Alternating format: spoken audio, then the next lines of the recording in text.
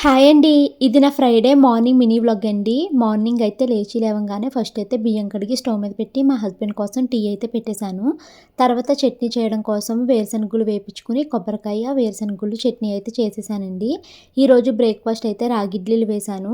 ఇంకా పిల్లలకి school time అయిపోతుంది కాబట్టి పిల్లలకి, మా హస్బెండ్‌కి టిఫిన్ అయితే పెట్టేసి తర్వాత వాళ్ళకి వాటర్ బాటిల్స్ అయితే నింపేశానండి. వాటర్ బాటిల్స్ నింపేసాక ఇంకా లంచ్ ప్యాక్ అయితే చేస్తున్నాను.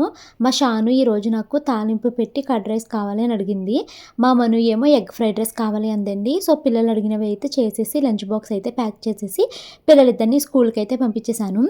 తర్వాత అయితే చిన్నది డ్రెస్ కొలాబరేషన్ షూటింగ్ అయితే ఉందండి. సో, క్విక్‌గా షూటింగ్ అయితే కంప్లీట్ చేసేసుకున్నాను.